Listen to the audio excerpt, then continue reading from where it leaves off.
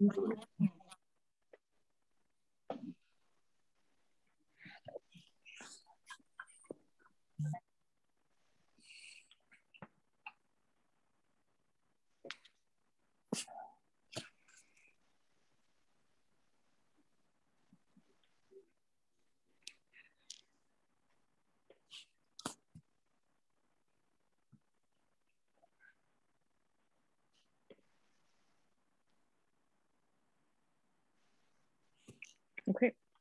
make sure we're live on Facebook. Perfect. So I'm going to go ahead and get us started. Hi, everyone. Welcome to our Palestine Monday series. For this month, I'm excited for the topic. It is a sad topic, but I am grateful that we are able to have a educational workshop about it, because it is something that I actually did not know, but it's something that a lot of people do not know about. The Shatila Massacre is often either overlooked or not talked about or just not educated about.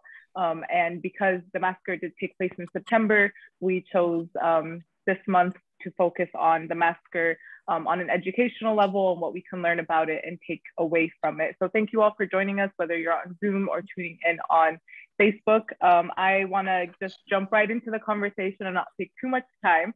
So it's my pleasure to introduce our speaker and guest for today. Really grateful that you agreed to have this conversation with us. Also a close family friend, and so it's even nicer to be able to have this conversation with you. So joining us today, we have Imad, who is the Director of Research and Analysis at the Arab Center, Washington, D.C. Thank you, Imad. So I'm going to call you Amma throughout the whole thing. I can't. For joining us and for taking the time today. Whatever suits you. Thank you, Abir. I appreciate the opportunity. This is a very, very worthy event on this somber occasion, really. All those who died and all those who have died since and before deserve commemoration always. Yeah, exactly. And throughout this, hopefully we can just take some moments to think about all of them and honor all the lives lost then and still currently present day. And so to start us off, and just for everyone to know the format, I have a couple of questions prepared. It's going to be a moderated conversation just for the first portion, and then we're going to open it up to questions from everyone who's tuning in. So if at any point you have a question, feel free to type it in the chat and then I'll read them out towards the end, but we don't want you to lose your thoughts. So at any point, feel free to throw it either on the Zoom chat or on Facebook. But to start us off, and I'm gonna spotlight us so we can get the moderated conversation going. To start us off, I wanted to just start off with a historical context. So if you can just kind of give us a general overview of the historical context of what happened, who were the main actors, why did it happen, what led up to it. We'll start from there. Yes, well, it's a long and unfortunately very sordid history. This is on the like 7th year of the Lebanese Civil War, but also it occurred after Israel invaded Lebanon on June 6, 1982. And that invasion was precipitated, according to the Israeli government, by a splinter group within the PLO, the Abu Nidal group that tried to assassinate the Israeli ambassador in London, Shlomo Argov.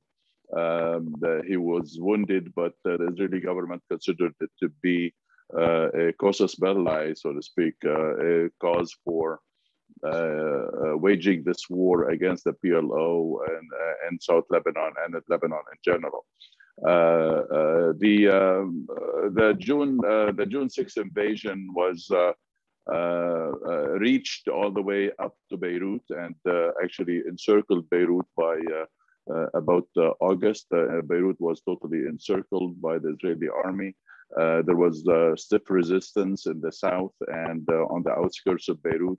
But the overwhelming force of the Israelis brought with them really destroyed all defenses. And so anyway, Beirut was encircled by August. And on August 8th, the Lebanese, August 23rd, 1982, the Lebanese parliament elected Bashir Gemayel as new president for Lebanon to take over a month from then on September 23rd.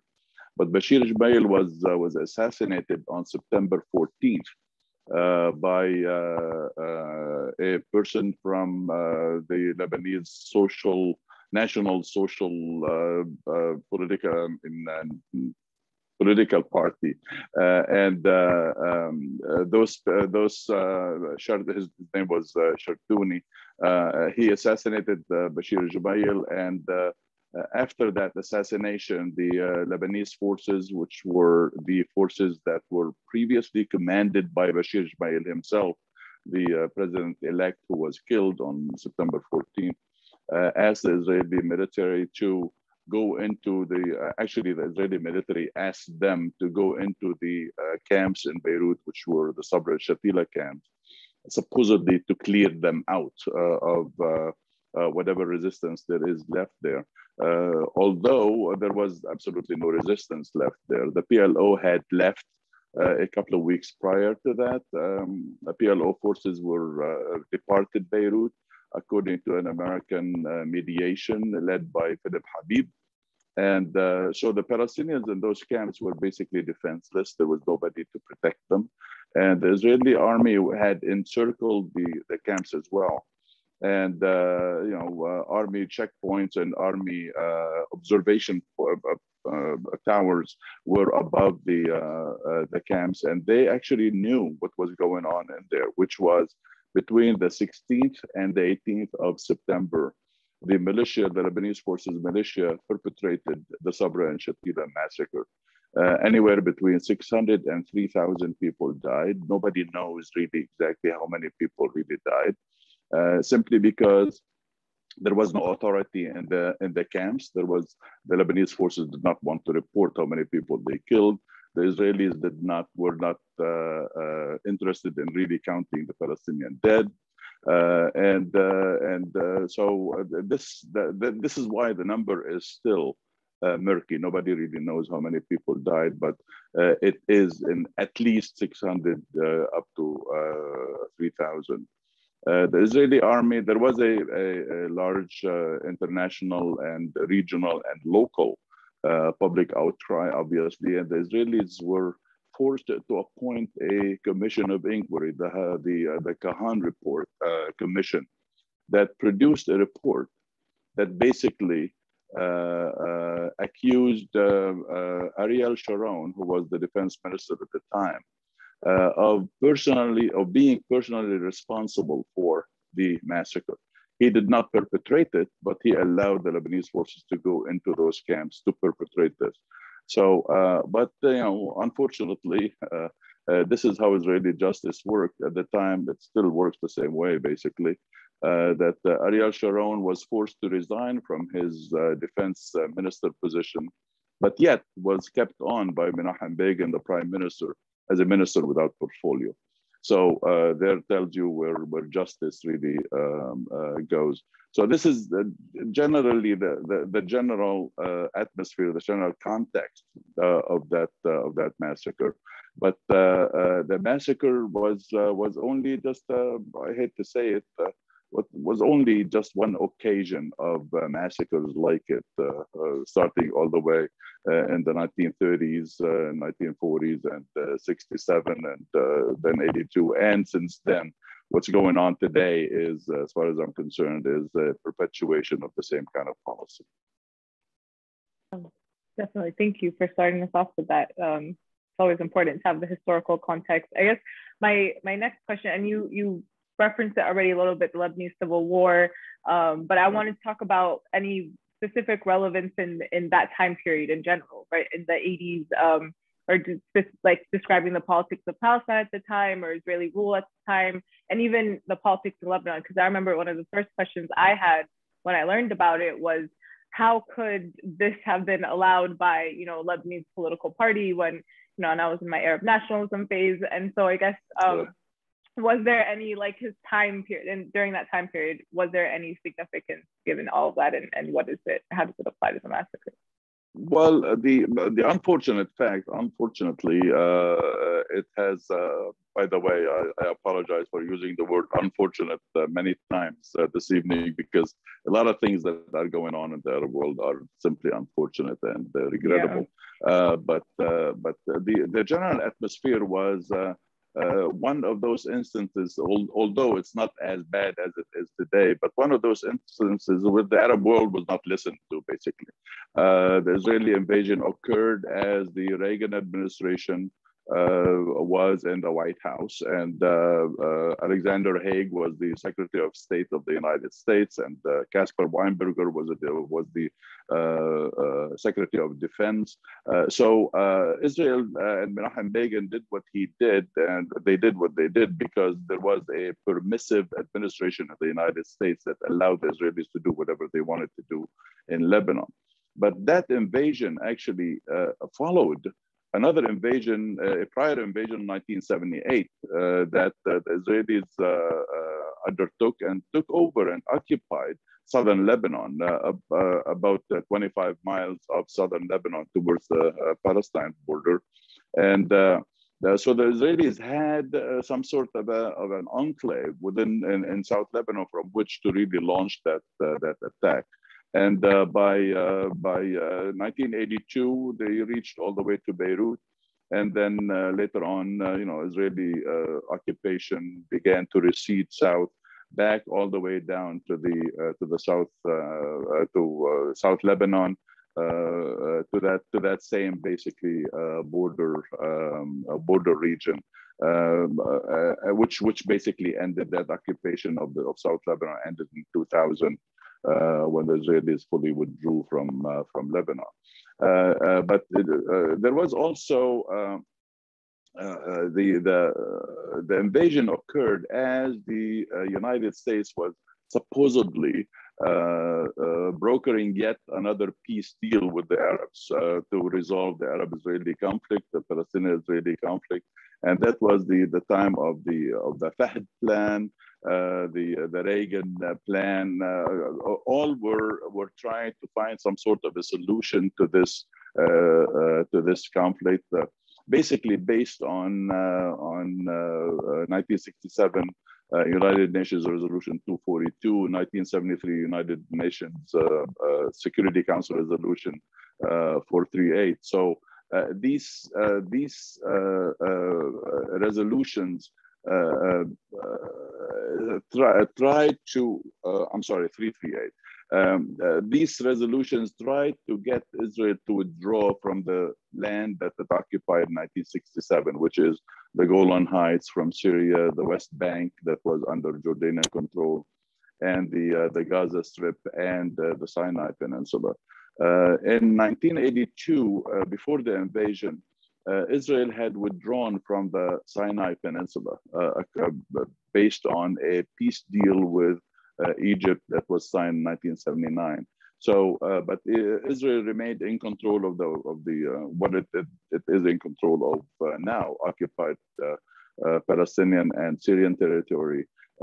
Except one difference is in 1987, the Jordanian kingdom, the Kingdom of Jordan, rescinded its sovereignty over the West Bank. In other words, the West Bank was basically given up territory by the Jordanians. Supposedly, this would become the Palestinian state that the Palestinians were asking for, according to what today is known as the two-state solution.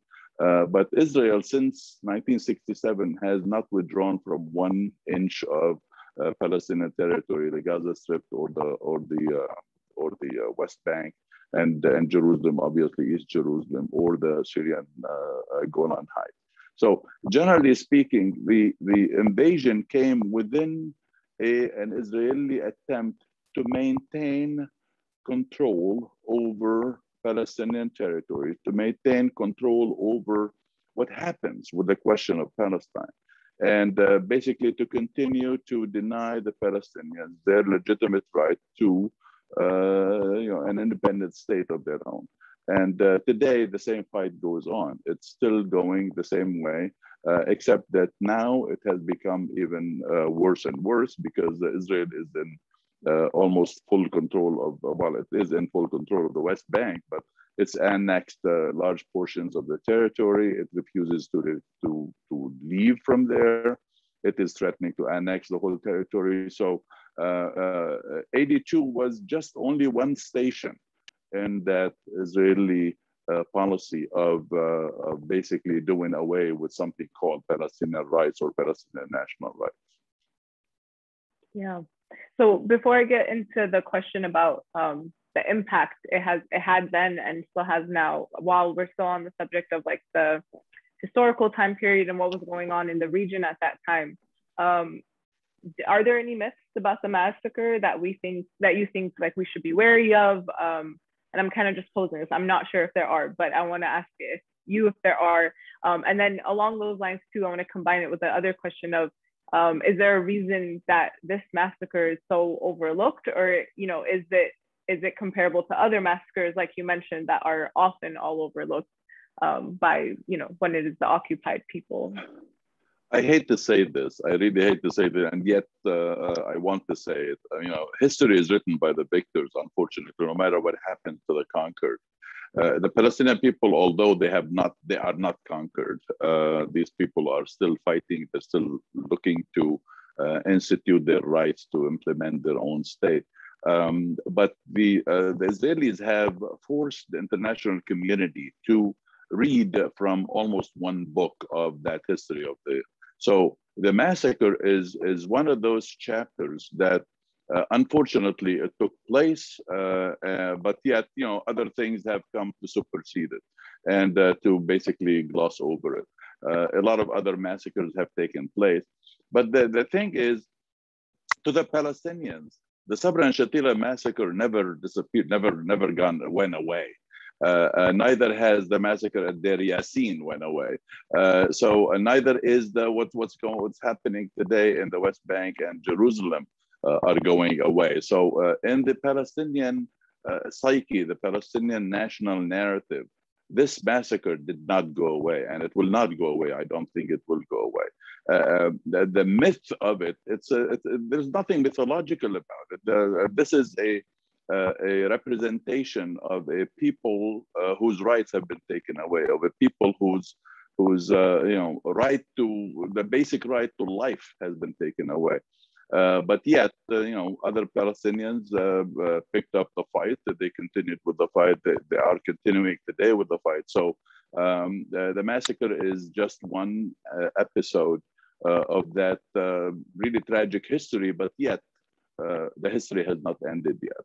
This story still has a lot of chapters to be written in it. Yeah, definitely, which is why I love having events and conversations like this, because I think this is a way of reclaiming history and rewriting it in the way that it definitely should be.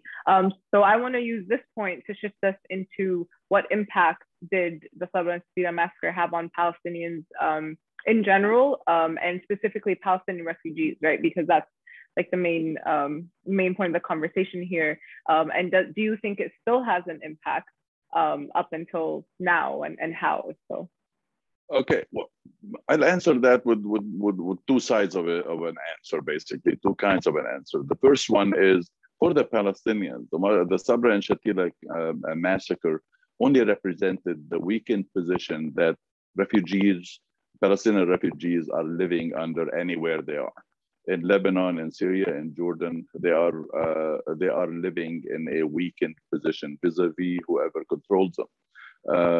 In the Lebanese situation, Lebanese case today, the Palestinians cannot even, they're limited to their camps. They only live in their camps.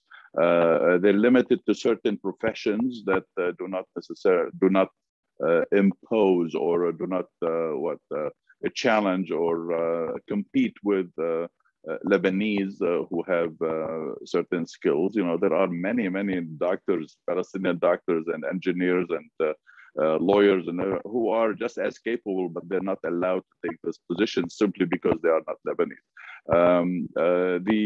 What happened to the Palestinians in Syria, in the Yarmouk refugee camp, is also tragic. This is one aspect one aspect of an answer like this. The Palestinians have learned that the other aspect is that the Palestinians have learned that only the Palestinians speak for the Palestinians. Only the Palestinians can protect Palestinians, and the history of this is very clear on it. The PLO came to being in 1964 when some Palestinian elites, Yasser Arafat and Naif Hawatmi and George Habash and all these people who decided that, actually this was in 1967, but in 1964, Ahmed Shuqairi and his people decided that maybe the Palestinians should begin to speak for themselves instead of being spoken for by the Arab political order, whatever political order there is. And this is how the PLO was created. This is how the PLO grew. And today, the Palestinians are even more adamant about only representing themselves, not only because they are the only ones who can defend their interests, but also they are the only ones who may devise a plan to protect vulnerable refugees, to protect people who are in camps where security is not really guaranteed for them. Yeah, I've actually never thought of the impact of it in that way, but I appreciate that. I see a question or comments in the chat, and I think it's referring to the historical context. So I'm going to get to it and then come back to the questions I have prepared. Okay. But so I'm just going to read them in order. So the USA promised the PLO to protect the Palestinians in the refugee camps. The question to our speaker is, they killed women, children, and old men, and they did not kill the fighters. So I think the question is, were there any, I think this is, if I'm misunderstanding the question, please let me know. But the Palestinian resistance had already left. I guess that's the question. Had they already left before the massacre happened? Yes, the Palestinian resistance had left before the massacre took place. The Palestinian fighters were first shipped out from Beirut to the Beqa Valley in Lebanon. Some of them went to the north. But after that, the PLO basically moved en masse to Tunisia, to Tunis. And the PLO headquarters were there. However, Palestinian fighters remained in Lebanon, but obviously not under Israeli areas. Then again, we also have to get into the intra-Palestinian fights that took place after 1983, when the Syrian regime became very disliking of Yasser Arafat, and they basically sponsored a revolt against Yasser Arafat and Mr. Abu Musa, and they tried to really take over the PLO from Mr. Arafat and basically speak in its name.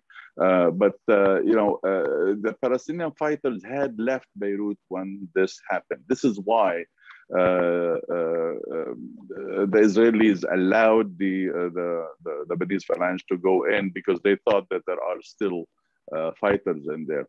But I do have a little bit of a correction here that yes, Palestinian women and children were massacred. Yes, they were. But the majority of the massacres, according to the reports from then, were that men were killed. Many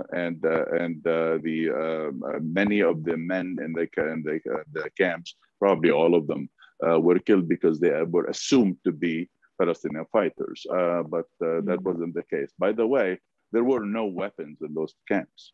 So it was just simply an unopposed kind of intrusion into the camps and a massacre that was simply not preventable, considering the fighters that went into the camps.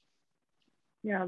So I have another question about relations, the long relations between Lebanese forces and Israel. And maybe we could spend some time talking about that.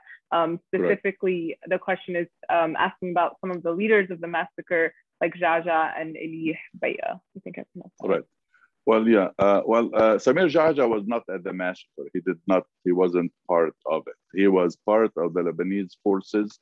he was one of Bashir Jumayl's lieutenants. And he killed other people. He didn't kill Palestinians, he killed Lebanese. But the person who was in charge of this massacre was Eli Hbaiqa. Eli Hbaiqa was also a lieutenant of Bashir Jumayl's, and he led the force in there.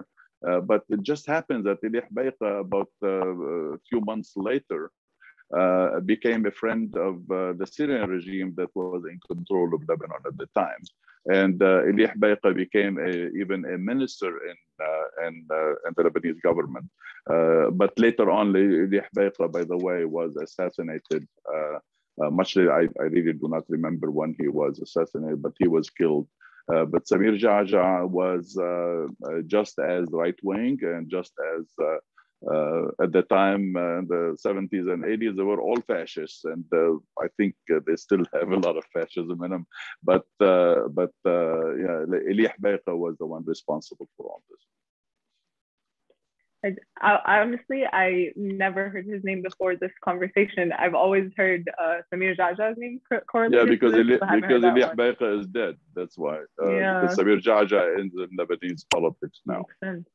Yeah, it's very good to know. It's a great question. If anyone has, please at any point, please put the questions in the chat. I have a couple that I want to shift us into current events and lessons and what's happening now that we can apply. But please keep leaving these great questions in the chat, and we'll definitely get to them. So to shift us into today and to now, and unfortunately, I'm going to use that word too. A lot of what happened in the past when talking about Palestinian struggle is still ongoing, right? And still happening today. So is there anything that you think, like lessons or things that we can apply from learning about the massacre or the relations that led up to the massacre into today and into today's period? Well, as far as I'm concerned, many lessons can be learned. The first one, obviously, is that the Palestinians have to speak for themselves. They are the ones to provide security for their own people. The second lesson is to allow for, this has, we cannot speak about the Palestine question or the Palestinian refugees or anything like that without talking about the Arab political order. If we talk about the Arab political order, we know that the Arab political order was not that good towards the Palestinians, although many Arab states have said that we have paid dearly for the question of Palestine and for protecting Palestinians, but not enough was done for the Palestinians. Still, not enough is being done for the Palestinians. The lessons, the most important lesson to learn is to keep allowing, after the Arab world finally allowed the Palestinians to speak for themselves, really officially. After 1967, because the Arab political order collapsed totally in front of Israel in 1967 war. But in 1974, the PLO was declared by the United Nations as the sole representative of the Palestinian people. So the PLO is the representative of the Palestinians, continues to be representative of the PLO, and the Palestinians are their own representatives. So this is the biggest lesson we have to learn, is to allow the Palestinians to lead their own struggle. On the other hand, Arab states and the Arab peoples should keep Palestine in their heart, should keep Palestine in their efforts, and should be in a great support of the question for the resolution of the question of Palestine. The most important lesson is, do not trust. Number one, do not trust Israeli Zionists. Number two, do not trust fascists, whatever their nature, whatever their nationality is. And number three, unfortunately, do not trust the Arab political order as it is constituted today. Yeah, I've been thinking about that a lot personally, thinking in terms of identity politics, right? And identity politics is important for some reasons, but I think has sometimes gotten in the way. And so that's reminding me, this conversation and your comment right now is reminding me of all the normalization deals that we've seen happen more so in the last year. So how do you, this was not in the questions I prepared and sent to you, I'm sorry, but I just thought of it right now as it made me think of it, right? And so what advice, or is there hope, or what can we do as we see more Arab countries make very, blatant deals, normalizing their deals with Israel? It kind of feels hopeless at times, right? But what can we be doing to kind of balance that? Well, the normalization deals with Israel do not solve any Palestinian problem. Normalization deals with Israel are economic deals for the bettering of relations, economic relations between Israel and the individual Arab states that have already signed those peace deals. None of this is going to help the Palestinians regain their rights. None of this is going to liberate Palestine. None of this is going to force Israel to stop its annexationist policies in the West Bank. None of this is going to force Israel to withdraw from the occupied territories. None of this is going to allow for the establishment of a Palestinian state. I mean, the whole normalization deals came out of an Israeli interest and an Israeli desire to be accepted in the Arab political order. And the Arab political order has and had and still has many who are rather receptive to this kind of situation, fooling themselves into believing that Israel will one day, in exchange for normalizing relations with it, that Israel is going to allow the Palestinians to establish their legitimate state and have East Jerusalem as their capital. I mean, they're fooling themselves into believing that. But the more sinister interpretation is that they're not fooling themselves. They know exactly what they are doing. And they have basically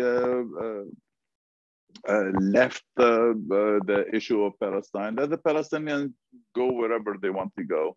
We're not going to commit any more resources for this fight. Unfortunately, I mean, I don't mean to be cynical, and I don't mean to be really disparaging of the Arab world, but many in the Arab political order, or rather, the Arab political order is not set up to fight for rights. The Arab political order is not set up to fight for an independent Palestinian state. For one thing, I mean, the Arab political order is not even set up to serve its own people, whether it's politically, socially, economically, security-wise, whatever. I mean, the Arab political order is a failed political order. A failed political order striking normalization deals with Israel is not going to win by establishing a Palestinian state.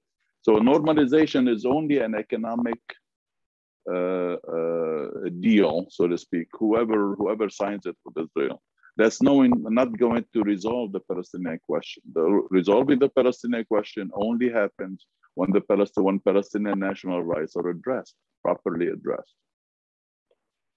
Yeah, so on that, on this conversation, there's a comment on Facebook Live, actually, I want to read out loud, saying many of the Arab countries that are normalizing with Israel aren't actually democratic. They're autocratic governments, and they were clearly meant to be arms deals to get US fighter jets and munitions. That is, I mean, do you doubt that, honestly? Do you doubt that? I mean, the proposed, Trump plan for peace with the Arab world, between Israel and the Arab world, I hate that expression, peace, deal of the century. It's just such a stupid expression. But anyway, they used it, and it was basically just, let the Arabs just forget about the legitimate right of the Palestinian people and just, had a peace deal with Israel and, exchange,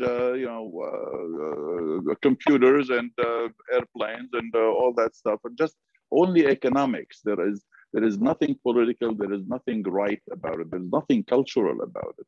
This is a deal that was supposedly negotiated by grifters in the White House, whom we know what they did to the American political system and the American society in the first place.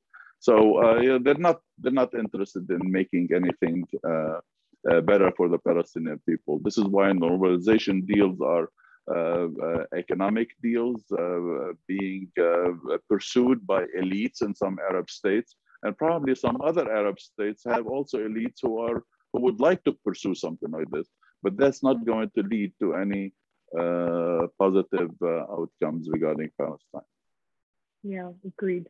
So I want to bring it back to here and to us. So the Palestinian diaspora in the United States, and specifically, for example, like the Palestinian American Community Center in Clifton, who serves one of the largest concentrations of Palestinians in the country. And so what advice or what thoughts or what things do you have to share with us that we can maybe do, whether as a center or just a community or, just people in the diaspora, and people of conscience in the diaspora, right? So whether Palestinian or not, to help the struggle right now.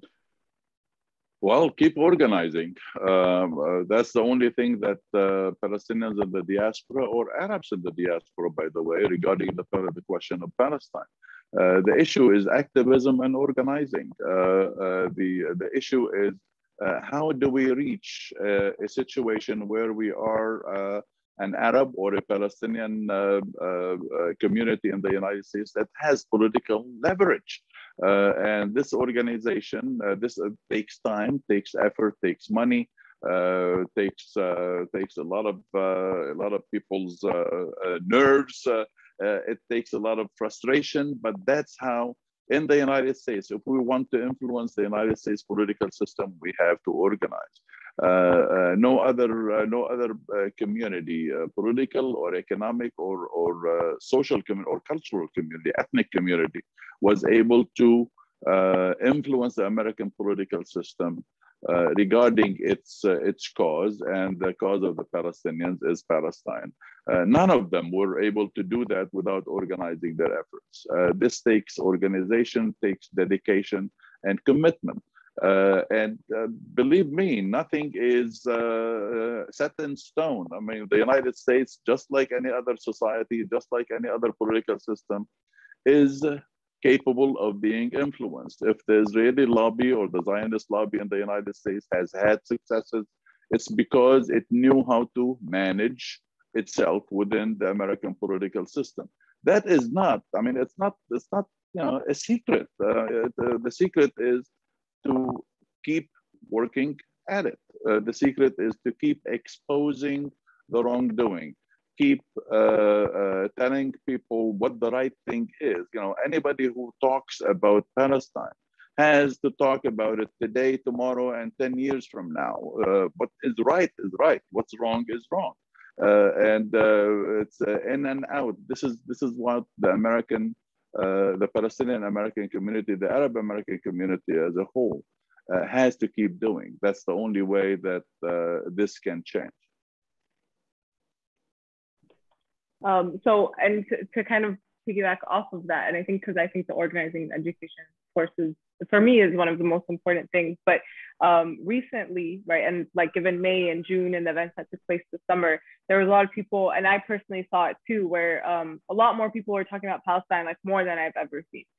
So there's been growing conversations about how there is a shift, and this summer and this year especially kind of showed that shift in public opinion, at least. And so do you see that? Do you believe that public opinion is changing? It is. That the public opinion is changing, and unfortunately it's changing. First of all, before the unfortunately, which I will use again, the issue of change is inevitable. I mean, I always say there is nothing like change. I mean, change, the only unchanging principle in life is that change takes place all the time.